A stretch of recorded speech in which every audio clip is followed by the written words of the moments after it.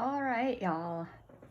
I am getting ready to pick up stitches along the cast-on edge of my Tutti Frutti top to start the skirt. If you are making banana boat, you will have this waistband portion and you will be picking up along your cast-on edge as well. Now you'll notice I've marked, this is the right side of my garment and this is the right hand side of my garment. And I'm going to begin picking up my stitches along the bottom side of this right waist tie here. And I'm going to be picking up 11 stitches. So I've gone 11 stitches out along that slipped stitch selvage. And I've marked that 11th stitch where I will begin picking up my stitches. And then I've also divided my picked up waistband stitches by 2 and marked it with this removable stitch marker just to make it a little bit easier for me to make sure that I am getting the correct number of picked up stitches dispersed evenly. Now, I made the pattern so that the picked up waistband stitches are 2 less than your cast on stitches. And that is because the very first cast on stitch you used to pick up your waist tie stitch. And I don't want you to pick up a second stitch from that stitch. So what you're basically going to be doing is you're going to be picking up every cast on stitch with the exclusion of that very first cast on stitch and the very last one. So to get started, I'm going to grab my project. I'm going to hold it like this. It's upside down. My right side is facing me. I'm holding the right waist tie in my hands. I've got the 11th stitch marked, and I'm going to start picking up my stitches with my working yarn. All right. So I'm going to get some slack in my yarn. And I'll just point out that the stitch that I'm going to be picking up is that first slipped selvage stitch of the waist ties. And you're going to go behind both legs of that stitch.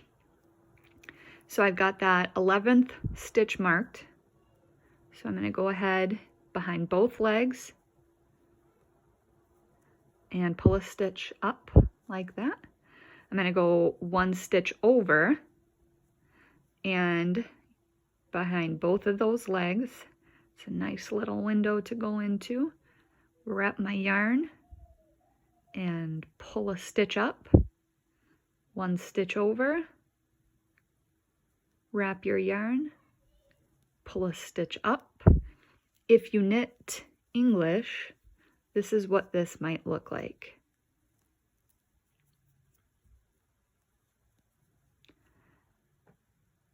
Going to pick up the next stitch. I'm going to go behind both of the legs, wrap my yarn, and pull a stitch up. Go 1 stitch over behind both legs, wrap your yarn, pick a stitch up, and I'm going to continue in this fashion until I've picked up all of my stitches. Now remember, it's really easy to see here. When you get to the end of your 11th stitch, which is going to be this one right here, you're going to start picking up your waistband stitches. And this stitch right here is my first waistband stitch.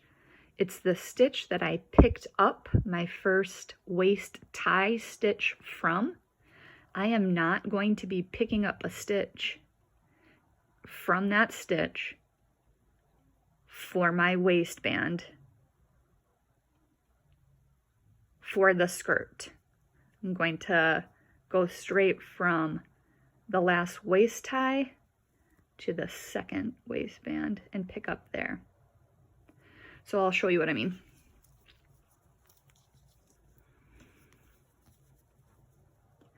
Going to continue. I'm at 1, 2, 3, 4, 5, 6, 7, 8, 9, 10, and 11. Okay, we do not want to pick up from this stitch right here, okay? See how our waist tie stitch is coming from that stitch? That lets us know we don't want to pick it up, and we're going to go 1 stitch over, okay? We're going to go straight through, wrap your yarn, pick up a stitch, 1 stitch over. Now, I'm going straight into the cast on stitches. So that's this first loop that it creates. See that? In like that. This is the first purl stitch that I'm encountering in my waistband. If you loosen up that cast on stitch, you can see it's right there. You're going right through there. Those purl stitches are going to be a little bit harder to pick up through. You may have to wiggle them a bit. All right, so you're just going to continue picking up those cast on stitches all the way across